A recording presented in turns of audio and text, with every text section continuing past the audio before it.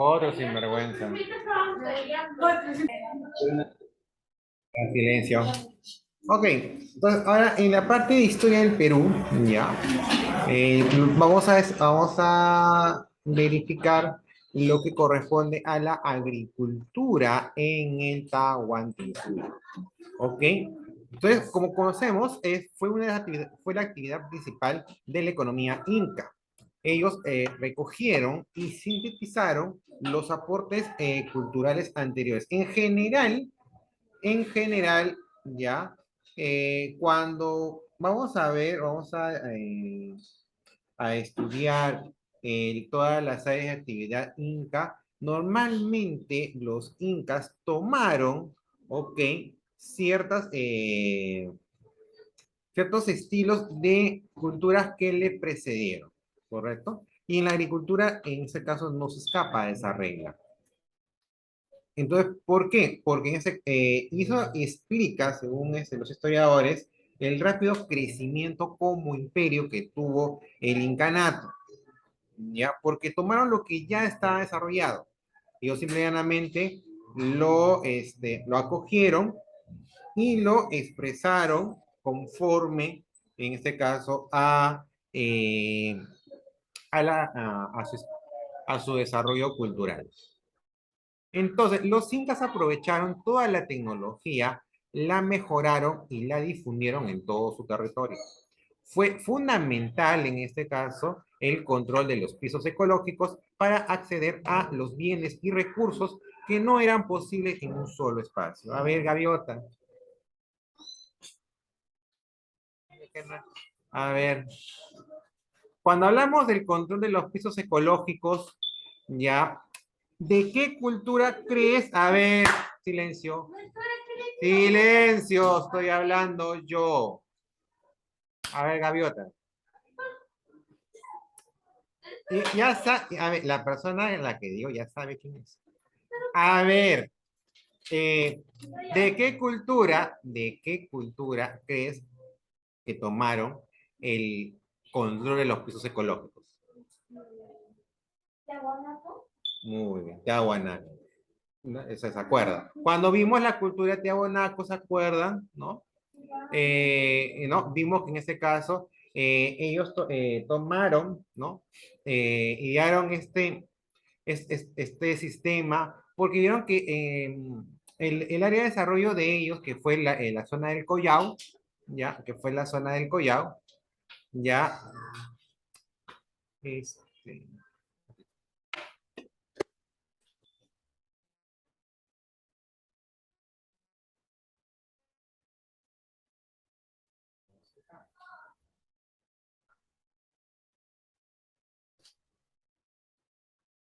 ok. Ya, entonces les decía que Tiahuanaco, por el territorio que le tocó, que fue la zona del Collao, que fue un territorio difícil, ya, tuvo que en este caso conocer otros espacios y descubrió que en otras áreas sí tenía la disposición de recursos que no lo podía tener en la propia zona del Collao. Entonces, los incas toman este sistema y en este caso lo adaptan para toda agricultura que es importante, la tierra. ¿Ok?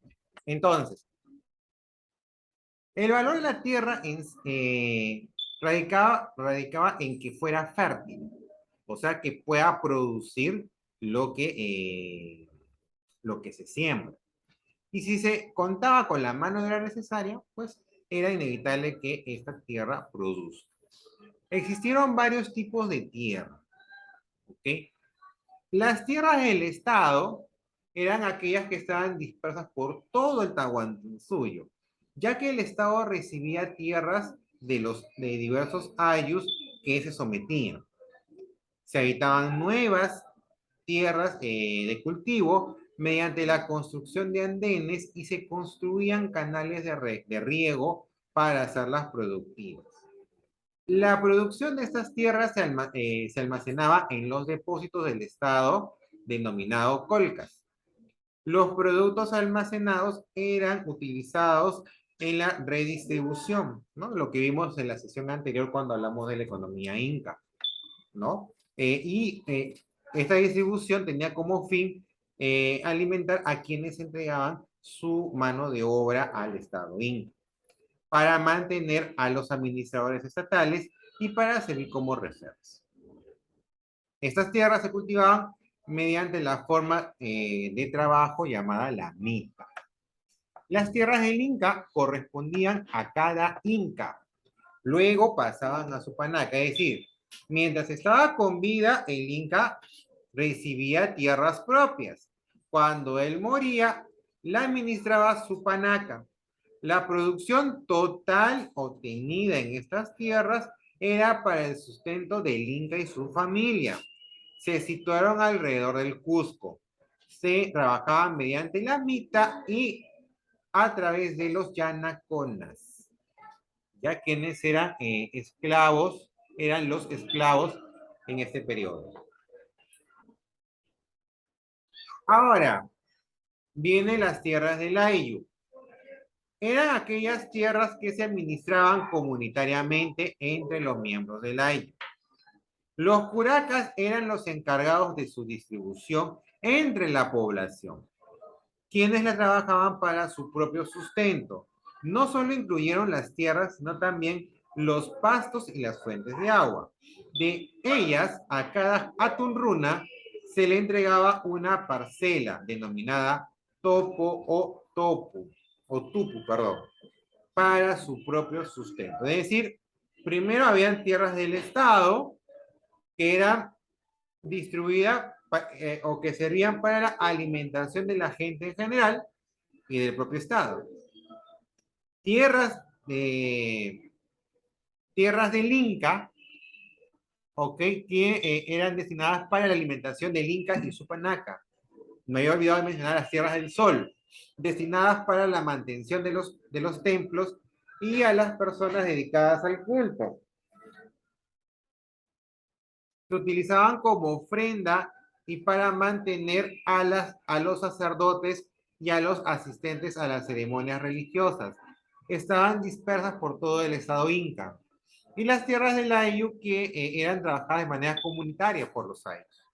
Cada Hatun Runa recibía una parcela para su propio sustento. Dime, Frank. ¿Usa para el baño? Puede. No.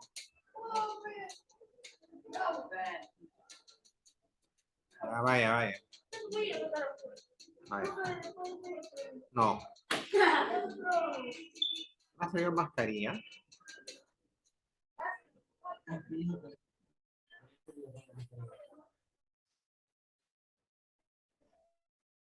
Mascarilla, niño. Fabricio, tu mascarilla. Póntela ya porque estás resfriado. Deja poner. Ya. A ver. Ahora, cuando hablamos de topo o tupu, ya era una parcela. Ya, vaya. Vaya. Fabricio, vaya al baño. Ya, entonces, cuando hablamos del topo, ya es una parcela de tierras de cultivo cuya extensión era variable. Su tamaño dependía de la calidad y la productividad del suelo y del clima. En tierras altas tenían mayor extensión. En cambio, en las tierras ubicadas en zonas bajas, su extensión era pequeña. El objetivo era poseer una cantidad suficiente de tierras para que en cosecha se pueda sustentar una familia nuclear compuesta por padres e hijos. Era tierra más que todos de ahora.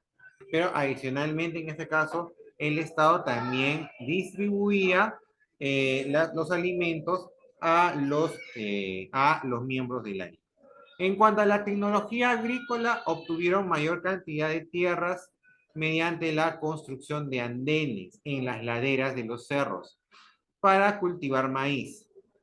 En la región del altiplano utilizaron los camellones o guaruguaru y cochas que fueron desarrollados por tiahuanacos.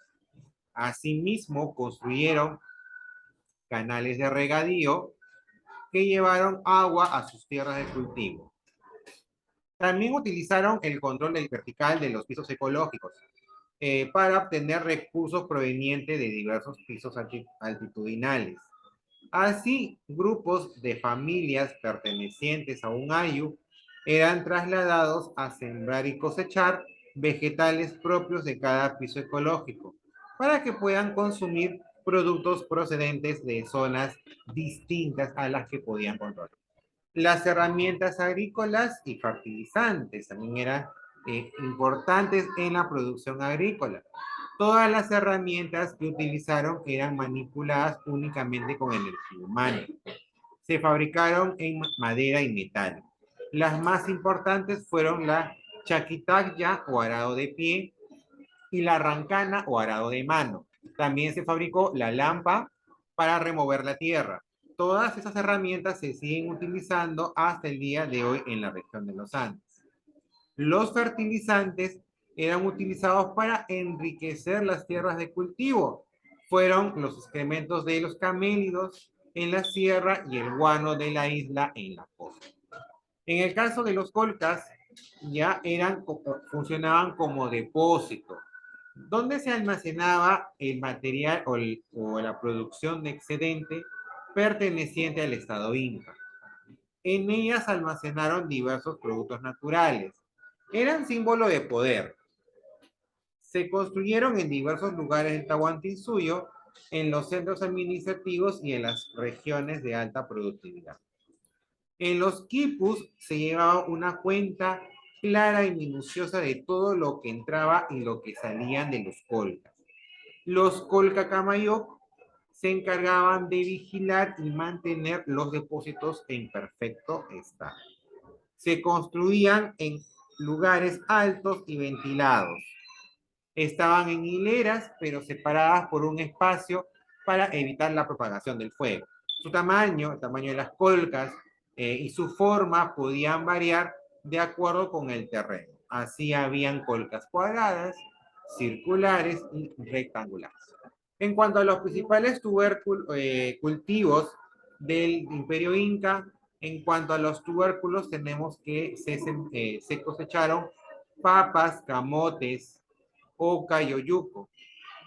En cuanto a las frutas, tenemos a la lúcuma, la chirimoya, la granadilla, la palta, la piña, la papaya, la tuna y el tomate. En cuanto a los cereales, el maíz, la quinoa, el tarwi, la kiwicha y la cañigua. En cuanto a las menestras, el payar, el frijol y el maíz. Entre otros alimentos tenemos a la caigua, al ají, al rocoto, al huacatay, al achiote, a la coca y al algodón.